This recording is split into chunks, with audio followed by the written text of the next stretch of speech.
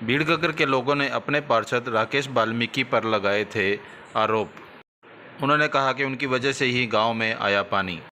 और भी कई आरोप लगाए, जिनके उत्तर में राकेश वाल्मीकि ने क्या कहा, आइए सुनते हैं। राकेश जी, आप वार्ड 16 के मौजूदा पार्षद हैं, लेकिन आपके ही लोगों का आरोप है कि अगर वो अपनी समस्याएं लेकर आपके पास आते हैं तो आपका जवाब होता है कि इस मामले में मैं क्या कर सकता हूं।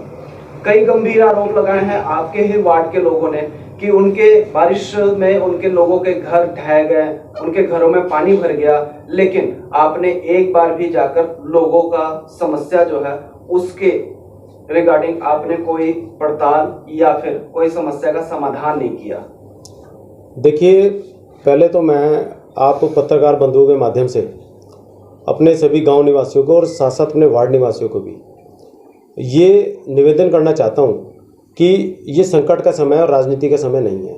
जहां तक आपने बात करी कि मेरे ऊपर आरोप लगे हैं कि मैं लोगों की समस्याओं को नहीं सुनता, नहीं उनकी बात को ध्यानपूर्वक देख पाता, तो उसके लिए मैं आपको एक चीज़ बताना चाहता हूं कि ये जिन लोगों ने आरोप लगाए हैं, आप पत्रकारिता करते हैं, आपको ये भी पता होगा कि विपक्ष की एक अहम भूमिका रहती है हमारे देश में।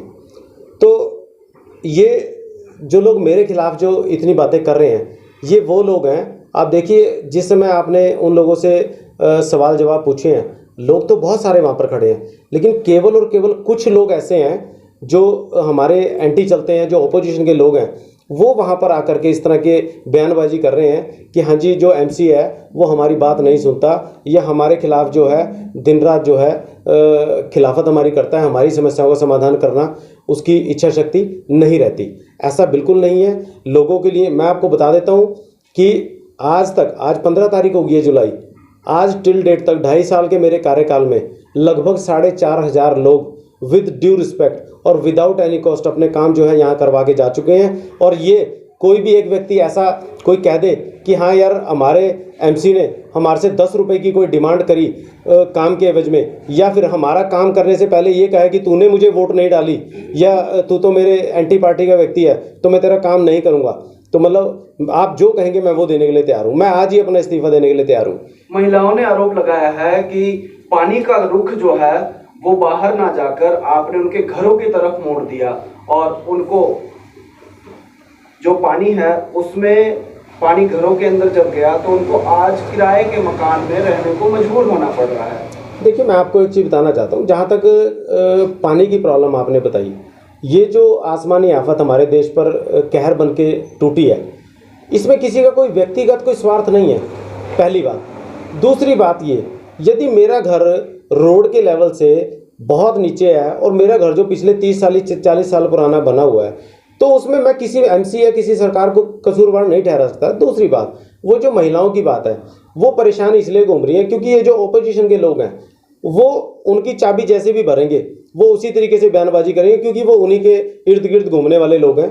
ठीक है, उन्हें राजनीति से कोई लेना देना है या नहीं है, लेकिन उनको जिस तरीके से गाइड किया जाएगा वो उसी भाषा का इस्तेमाल करेंगी, क्योंकि जो वो ओपोजिशन के लोग जो सामने खड़े हैं उनको पहले उनको ट्रेंड करके, क्योंकि आपको कोई सपना तो आया नहीं होगा कि आप वहाँ पर रिपोर्टिंग करने पहुँच गए।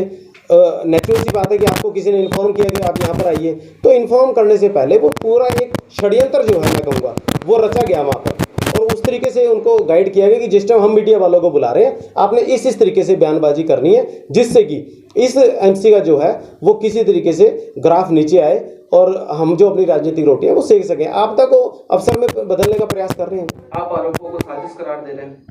एग्जैक्टली। जो लोग हैं वहाँ के, जो अभी रह रहे हैं वहाँ, कई घर जो है वो ध्वस्त हो गए। क्या आपने दौरा किया? मैंने दौरा किया। मैं डे 1 से उनके बीच में जा रहा हूँ और बार बार उनको एक रिक्वेस्ट भी कर रहा हूँ, हाथ जोड़ करके निवेदन भी कर रहा हूँ कि इस समय बहुत सारे लोग ऐसे हैं जो स्वार्थी लोग हैं, जो कई सालों से सत्ता से बाहर घूम रहे हैं और उनको ऐसा लगता है कि ये जो बहुत बढ़िया अवसर हमें मिला है राजनीति करना।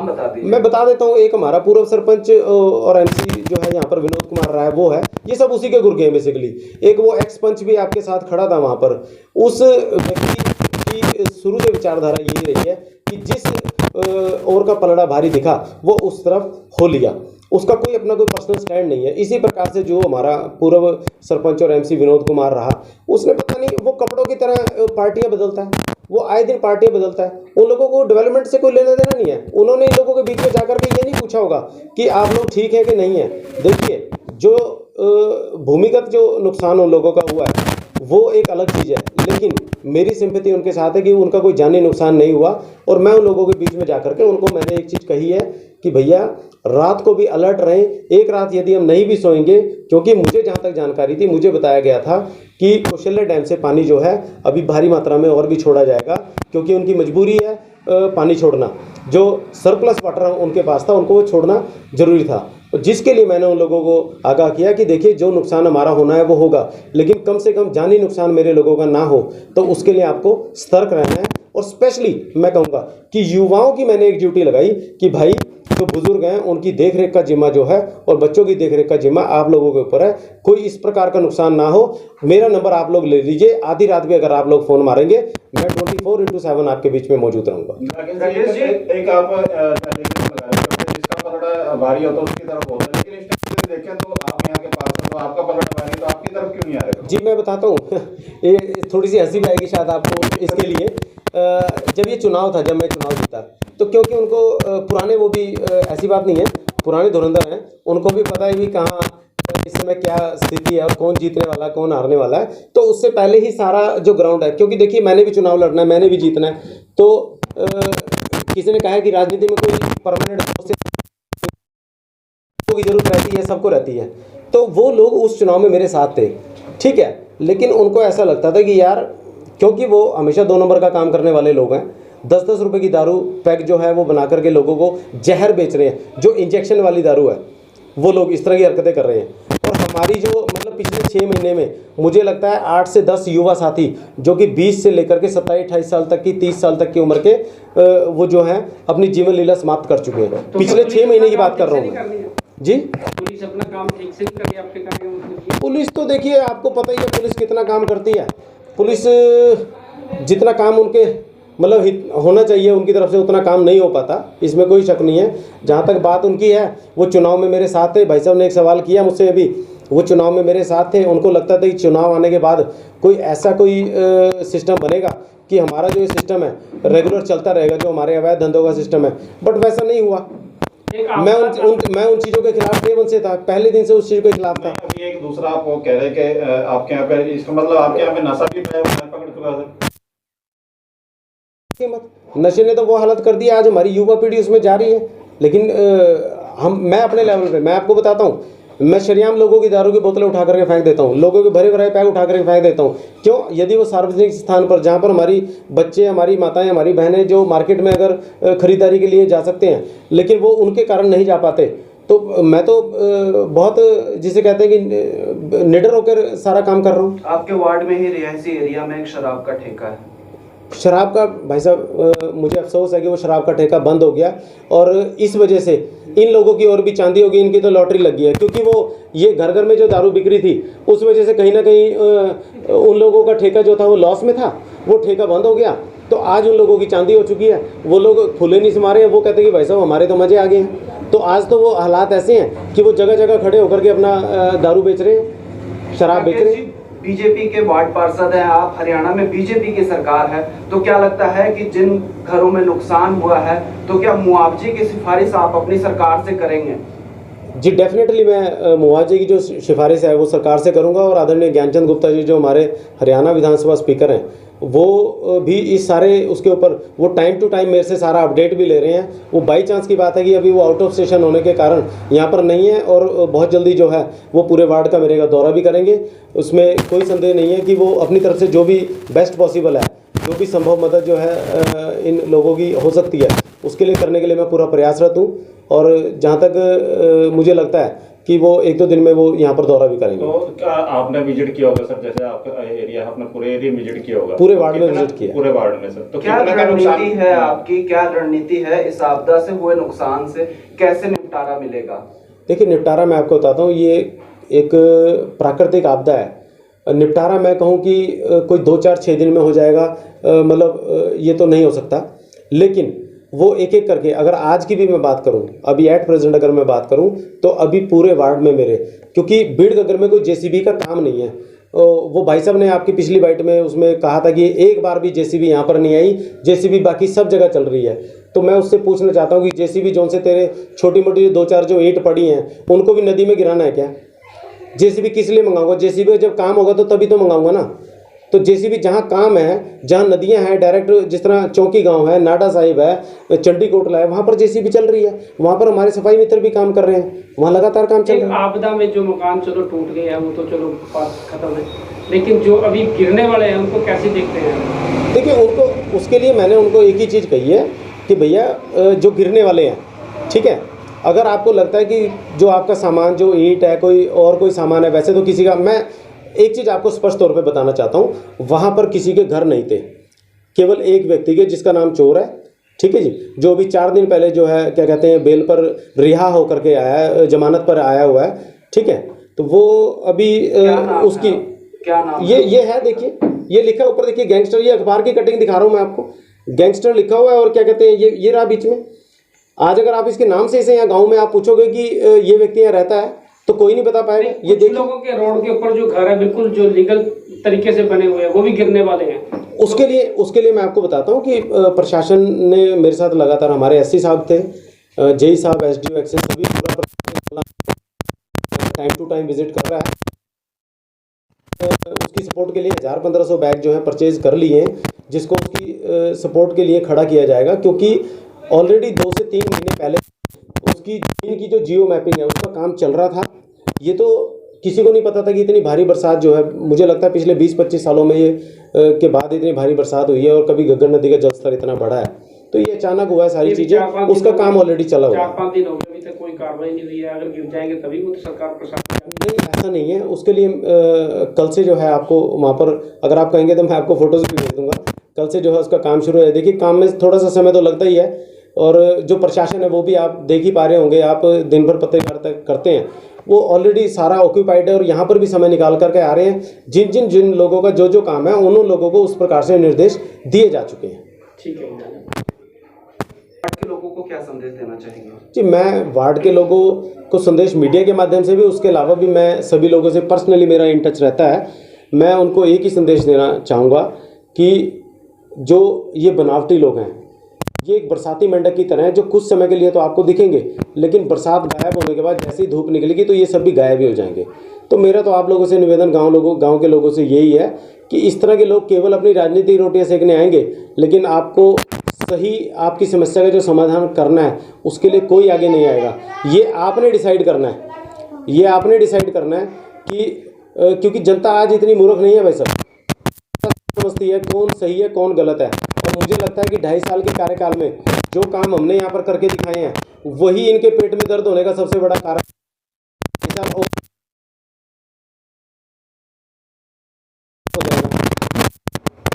क्या जो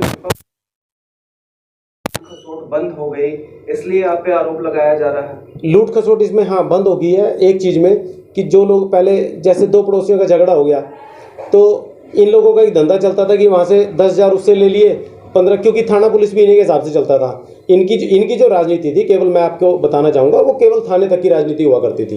इन्होंने 10,000 एक पक्ष से लेने, 15,000 दूसरे पक्ष से लेने, पुलिस को कुछ देना कि नहीं देना, लेकिन पुलिस के नाम पर पैसे ठग करके ये अपनी राजनीतिक रोटियां सेकते थे, और एक हफ्ते तक, 10 दिन तक इनके घर में दारू और मीट की पार्टियां चला करती थी। क्या अभी भी ऐसा ही कुछ चल रहा है? नो, जो है बीजेपी की है? बिल्कुल नहीं है आज, क्योंकि मैं आपको बता रहा हूँ, आज कोई व्यक्ति अगर हमारे पास अपना दुख दर्द लेकर के आता है, हमारा पहला प्रयास ये रहता है, अनटिल अनलेस वो कोई करप्ट आदमी ना हो, हमारा पहला प्रयास, अदरवाइज हमारा ये रहता है कि जो उसका समाधान है, उसका जो निदान है, वो यहीं पर ही मौके पर बैठ के किया जाए, थाने तक भी ना किया जाए। आज चंडी मंदिर थाना के लोग कहने लगे हैं, पुलिस वाले जो अधिकारी हैं वो कहने लगे हैं कि यार भीड़ घग्गर के केस बहुत कम आने बंद हो गए हैं। उसका कारण यही है कि लोगों को हमने यहाँ पर समझाने का प्रयास किया है।